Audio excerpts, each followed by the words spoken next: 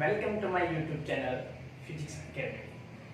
अपना second chapter चल रहा है और सेकंड चैप्टर में अपन ने पढ़ लिया था how to calculate electric flux. Electric flux को कैसे कैलकुलेट किया जाता है ये अपन पढ़ चुके हैं। यदि एक समान विद्युत क्षेत्र और उसमें कोई समतल रखा हुआ हो तो भी अपन इलेक्ट्रिक फ्लक्स को कैलकुलेट कर सकते हैं। यदि असमान विद्युत क्षेत्र हो और उसमें कोई बंद पृष्ठ रखा हुआ हो तो भी अपन इलेक्ट्रिक फ्लक्स कैलकुलेट कर सकते हैं। ये अपने दो लेक्चर इस चैप्टर के हो चुके थे। ओके, ठीक है। जो प्लेलिस्ट बनी हुई है चैप्टर सेकंड के नाम से अपने चैनल पर प्लेलिस्ट बनी हुई है, उसमें दो वीडियो इस चैप्टर के हो चुके हैं। आज जो इस चैप्टर का सेकंड चैप्टर का जो थर्ड लेक्चर है वो है सतत आवेश वितरण के कारण विद्युत क्षेत्र की तीव्रता।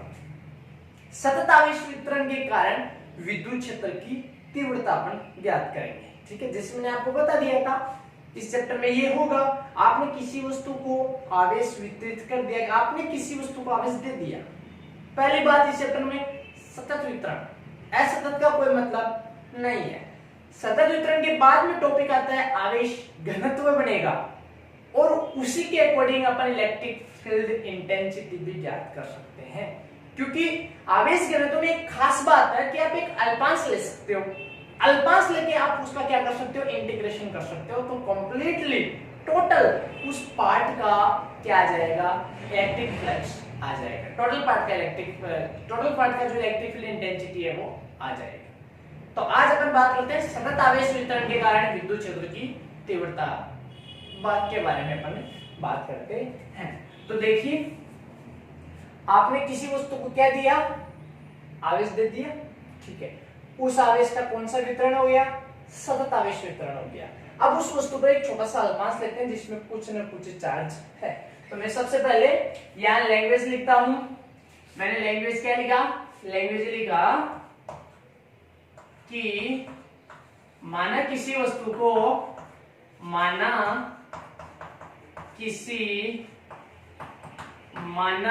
किसी वस्तु को आवेश दिया जाता है, माना किसी वस्तु को आवेश दिया जाता है। यदि आवेश का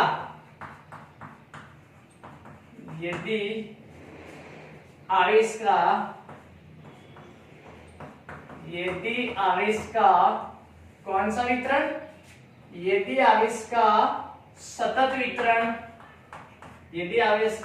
वितरण हो जाता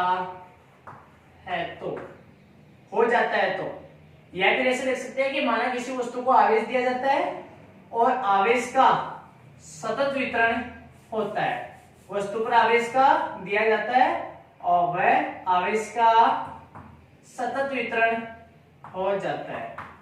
आवेश का वस्तु पर क्या हो जाता है, सतत वितरण हो गया। आपने कोई वस्तु ली, उसको आपने चार्ज दिया, चार्ज पूर्ण रूप से उस वस्तु पर क्या हो गया, फैल गया, सतत रूप से क्या हो गया, फैल गया। ठीक है, अब अपने क्या लिया, ये जो आपने आवेश घनत्व आप कैलकुलेट कर लो, पहले आप आवेश घनत्व निकालो, या फिर इस आवेश का आपने क्या ले लिया, ये पूरा आवेश क्या हो गया, सतत रूप से वितरित हो गया। आप एक छोटा सा क्या ले लेते हो, एक अल्पांश ले लेते हैं। ठीक है, हाँ, सतत वितरण आवेश के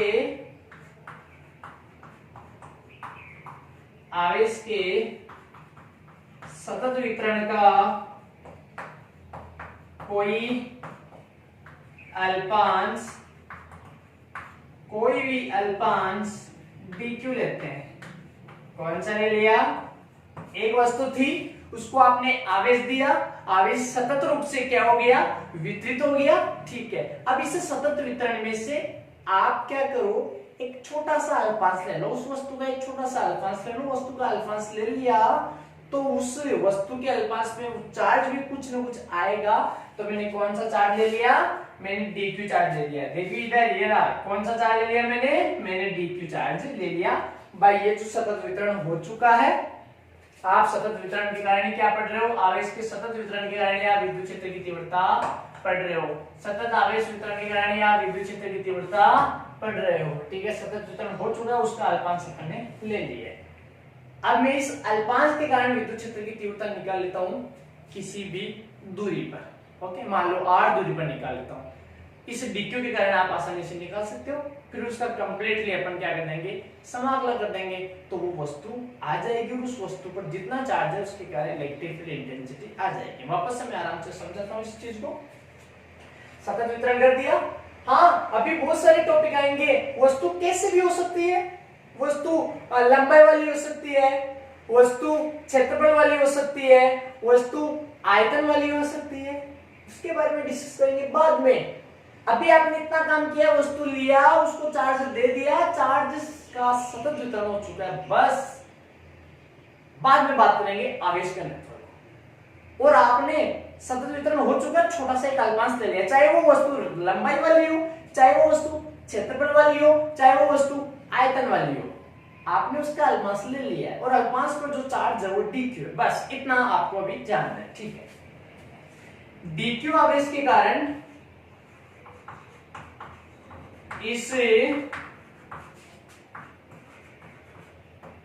इस अल्पांश के कारण r दूरी पर विद्युत क्षेत्र की तीव्रता, विद्युत क्षेत्र की तीव्रता क्या हो जाएगी बताइए? तो आप जानते हो E बराबर होता है KQ कोण में R स्क्वायर, E बराबर KQ कोण में R स्क्वायर। तो इसके कारण मैंने ले लिया DE और मैंने ले लिया K DQ कोण में क्या ले लिया मैंने R स्क्वायर ले लिया। K DQ कोण में मैंने क्या ले लिया R स्क्वायर। यदि आप इसको वेक्टर रूप देना चाहते हो तो वेक्टर रूप दे दीजिए, इसका मैंने क्या लगा दिया R के लगा दिया। देखिए आप DE दिया तो DQ चार्ज है, DQ चार्ज के कारण DE है, Q चार्ज के कारण इलेक्ट्रिक फील्ड इंटेंसिटी E होती है। ये मैंने अच्छी तरीके से ले लिया है। DE बराबर हो गया K DQ कोण में R स्क्वायर R के।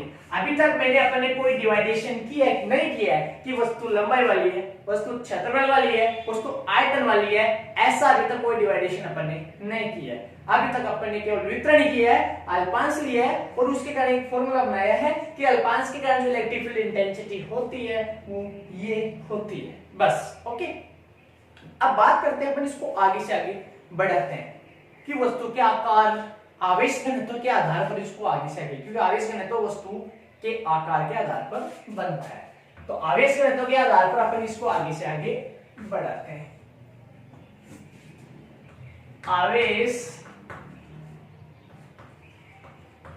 आवेश घनत्व के कारण ओके, तो सबसे पहले अपन ले लेते हैं रेखीय आवेश घनत्व के कारण,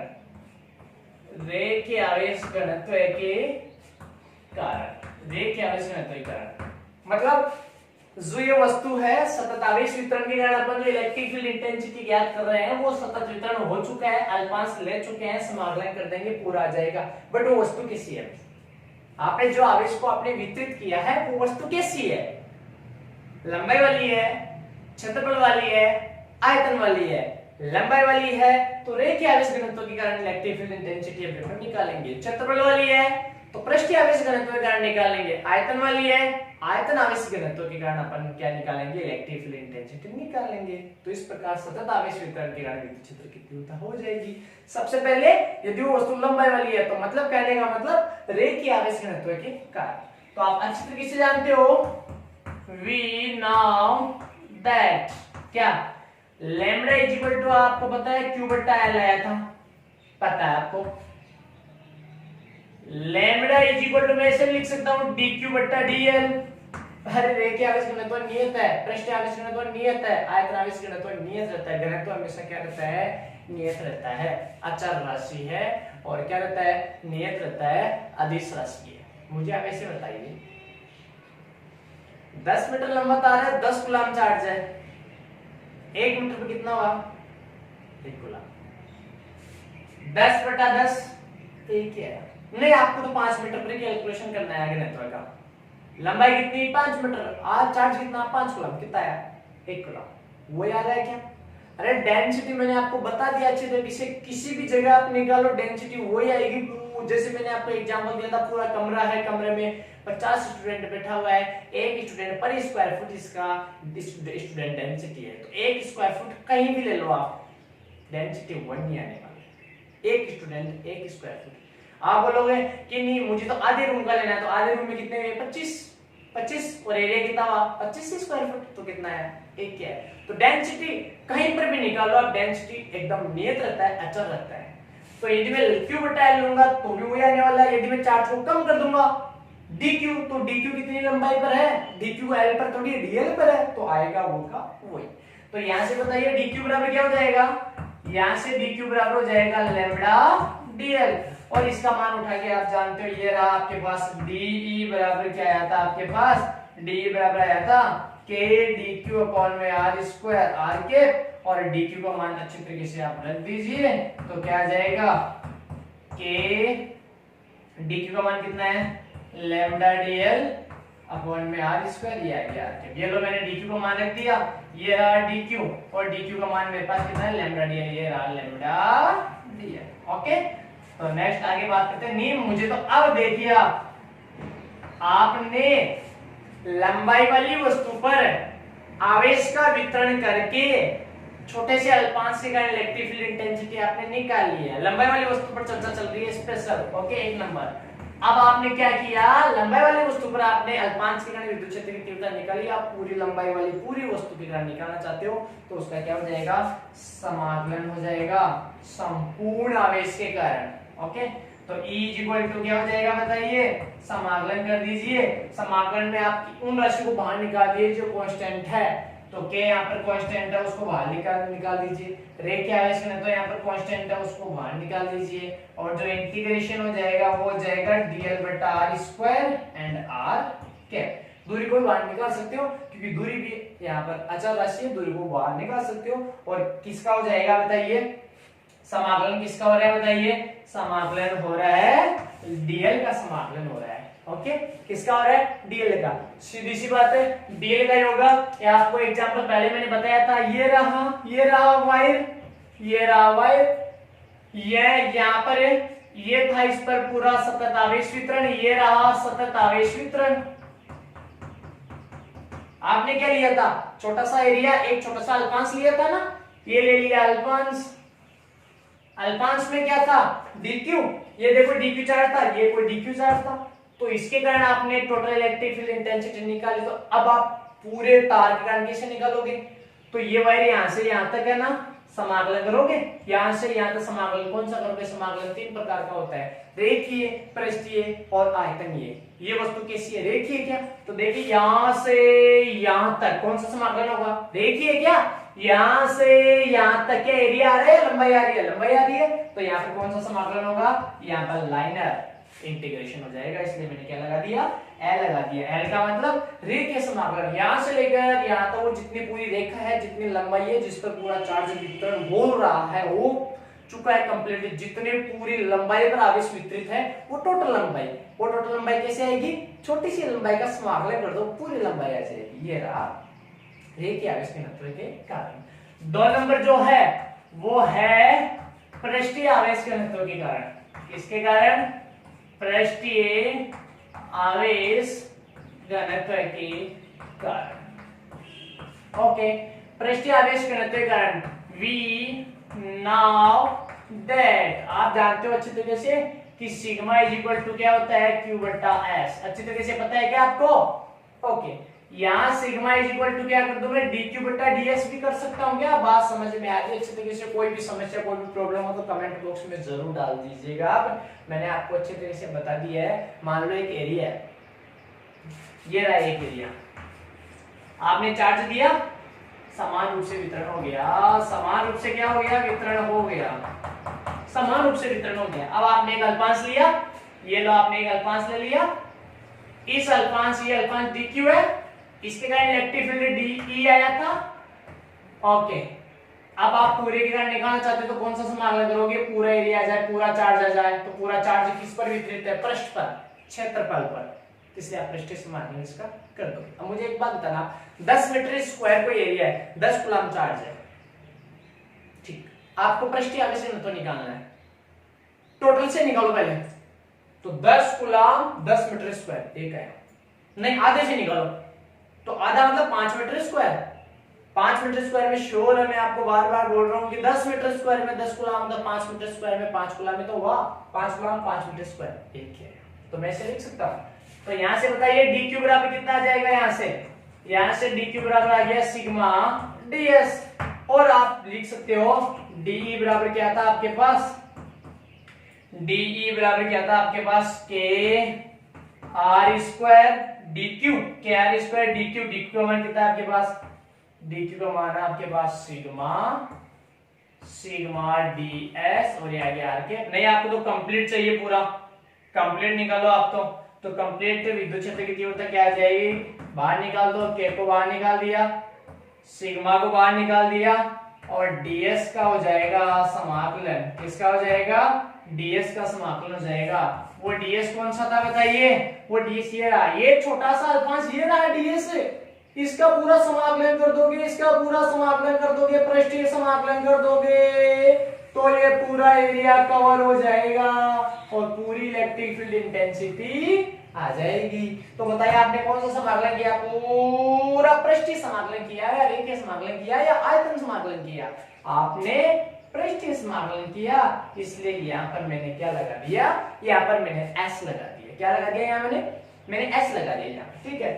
नेक्स्ट अपन बात करते हैं 3 नंबर, किसके कारण, आयतन, 3 नंबर बात करते हैं अपन आयतन आवेश, आयतन आवेश घनत्व के कारण, आयतन आवेश घनत्व के कारण। तो आयतन आवेश घनत्व के कारण क्या हो जाएगा बताइए, आपको पता है रो बराबर क्या था, क्यू बट्टा वी था क्या, तो बताइए रो बराबर डी क्यू बट्टा डी वी भी लिख सकते हैं क्या, बिल्कुल लिख सकते हैं, ओके। तो बताइए क्या हो जाएगा, डीई इज इक्वल टू क्या हो जाएगा, आपको अच्छी तरीके पता है, डी आपको बताया हुआ था क्या था, डी बराबर के डी क्यू अपॉन में आर स्क्वायर, और क्या आ गया, आर के आ गया, ठीक है। हाँ नेक्स्ट लीजिए, आपने स्क्रीनशॉट ले लिया होगा, इसका स्क्रीनशॉट ले लो फटाक से।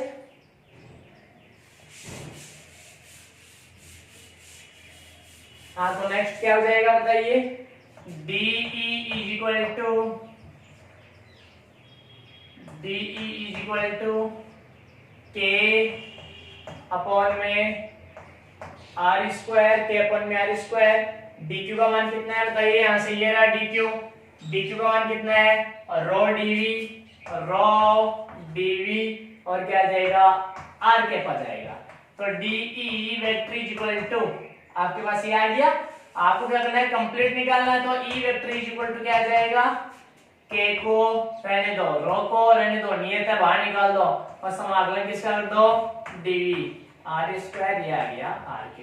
बताइए कौन सा समाकलन करोगे, ये यहाँ कौन सा समाकलन करोगे, क्योंकि यहाँ पर कोई क्या है, आयतन वाली वस्तु है, यहाँ पर कोई क्या है, आयतन वाली वस्तु है, इसको आपने चार्ज दिया, चार्ज समान रूप से इसके पूरे आयतन में फैल गया, चार्ज समान रूप से इसके पूरे आयतन में फैल गया, छोटा सा आयतन लिया आपने, कौन सा आयतन लिया, छोटा सा आयतन लिया, ये रहा छोटा सा आयतन, डीवी आयतन है, चार्ज कितना है, डी क्यू है, तो आप तो टोटल पूरे आयतन के कारण निकालना चाहते हो, पूरा आयतन वी था, तो कौन सा समाकलन करोगे, आयतनीय समाकलन करोगे, तो मैं यहाँ पर क्या कर दूंगा, वी लगा दूंगा, ओके।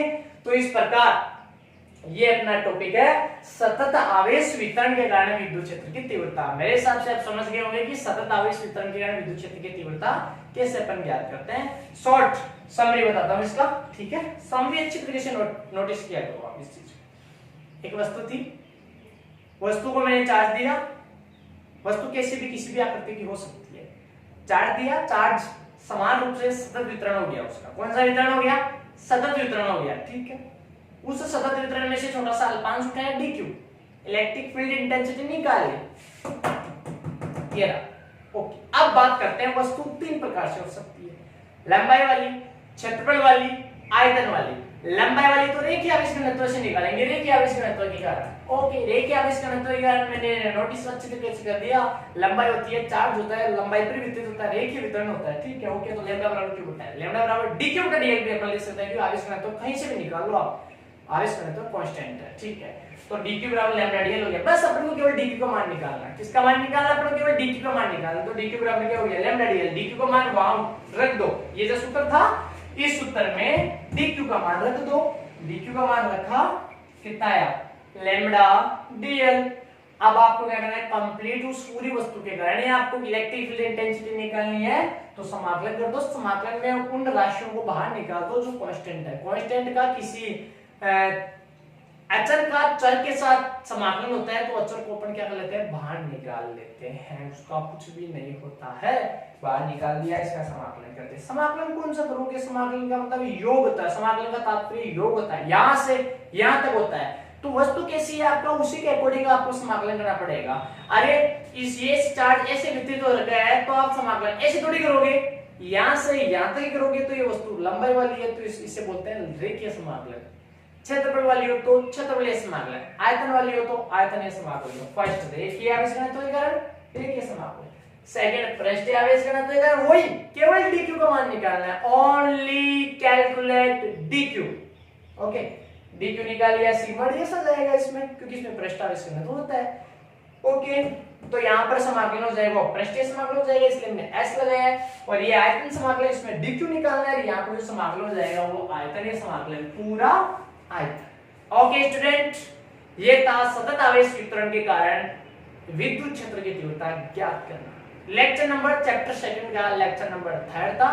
जल्दी से लेक्चर नंबर 4 बहुत ही जल्द आने वाला है। Very very very very interesting topic, Gauss का नियम।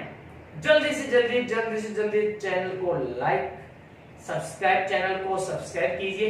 एक बात मैं आपको बताना भूल गया कि आप बेल आइकन को जरूर दबाइए। यदि आप बेल आइकन नहीं दबाओगे तो मेरा नोटिस आप तक नहीं पहुंचेगा और आप वीडियो लेक्चर नहीं देख पाओगे, इसलिए बेल आइकन को जरूर दबाना है। लेक्चर नंबर 4 बहुत ही इंटरेस्टिंग टॉपिक है, जिसका नाम है गाउस लॉ, जो ये चैप्टर पूरा उस पर डिपेंड है, Gauss law and application of Gauss law. जल्दी चैनल को सब्सक्राइब कीजिए एंड इस वीडियो को जरूर लाइक और शेयर करना और बेल आइकन को दबाना मत भूलिएगा।